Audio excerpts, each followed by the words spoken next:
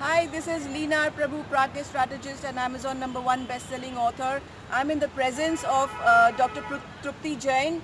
She's a renowned past life regression therapist, and I'm blessed to have her as my mentor. Ma'am, thank you for talking to me.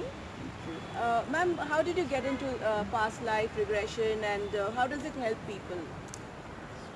Lena, as you know, being in the field of mental health, Yes. um, we have patients that come to see us and they come repeatedly. Okay. Yeah, so somebody has anxiety, they come to us, and then you do, let's say, some kind of therapeutic intervention, and then after 2 3 months again the client calls up, and then again the client comes and we do intervention. So I used to be working in that space obviously for many years, and then I learned kind of hypnosis, and I would be practicing that.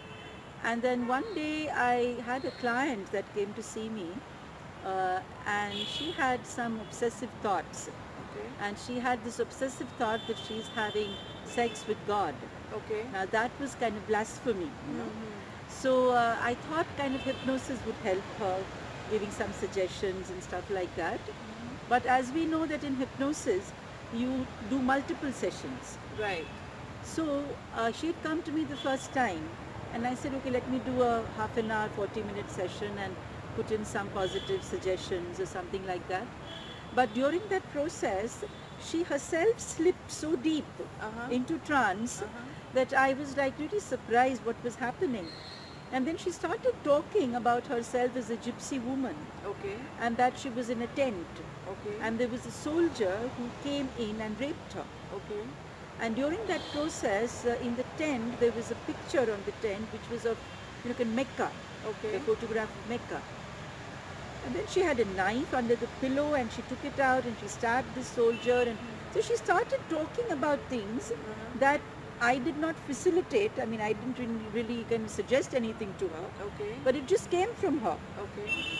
Now, post that, I put in some positive suggestions, and then she came out of the trance and she went back home. And about 15, 20 days later, I don't even remember when, she gave me a call and she said that her obsessive thoughts had gone.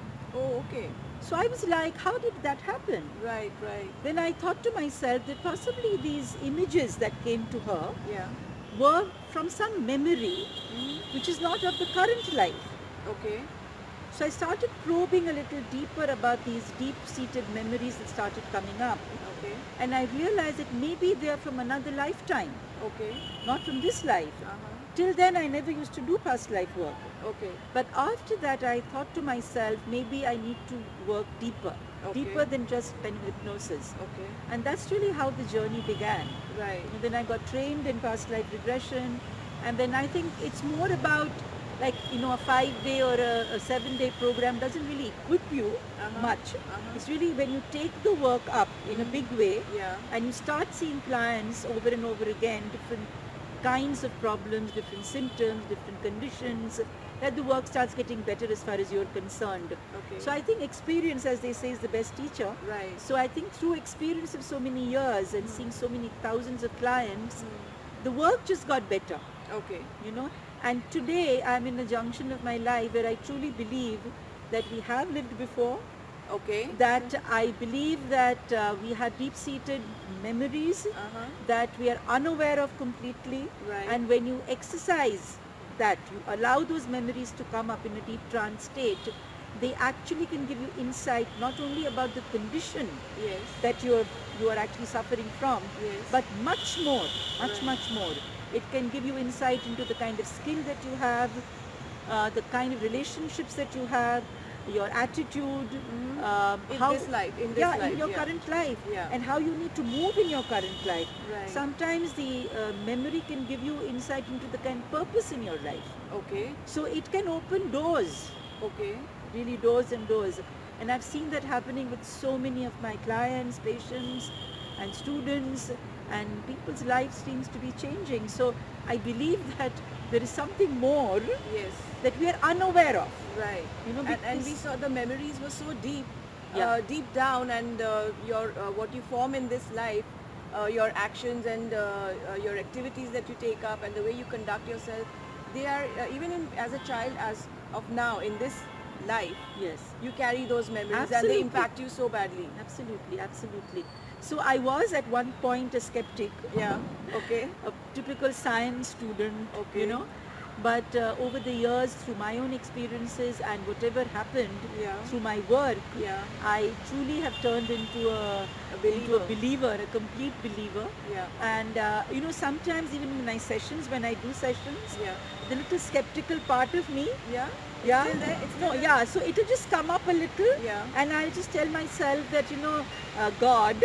So that's the kind of believer in me. Yeah. That I say, God, this client needs to have some kind of validation. Right. So see to it that she goes to a past life where she can Google and find out Right. that it's true. Right. Because some people who come to us are skeptics, right? Yes. Because most people are. But when they when they Google their lifetime and they get validation, they are like amazed. Yeah, it's really amazing. It's truly amazing. So- Ma'am, fields such as past life regression or Reiki or other kinds of healing, they are termed alternate healing. Now, I'm of the opinion that these kind of healings should be mainstream. They should not be called alternate healing. What is your opinion about it? It will take some time Yeah. for that to happen. Yeah. But I truly believe that if you start believing in the soul and the spirit, Yeah. and we know that the subtlest creates the world that is material, Right. right? It's the subtlest that becomes physical. Right. So when you start working at the subtlest level like sound, Yeah. the sound is the subtlest, like the chant of Om, Right. right?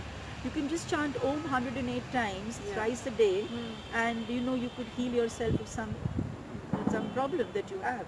Right. So the moment the world starts believing in the spirit, Yes.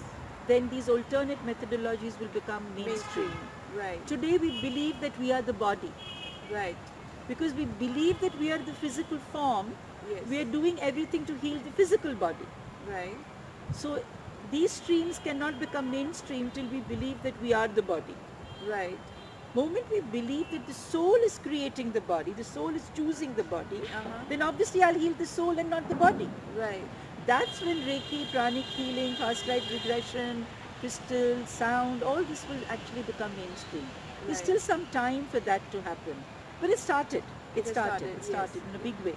Right. Big way. Right. So, ma'am, thank you very much for talking to me and shedding some light on past life regression. That everybody existed in their past life, and their current life is impacted because of what happened in their past life. And I hope and pray that you grow and you take your message all over the world and help heal us and help heal everybody. Now, I've learned from you, my mentor. So I hope to carry your message to my clients too. Thank you, Leena. I wish you all the best. Thank you very much. Thank you, ma'am. Love you. Lovely to. Thank you. Thank you.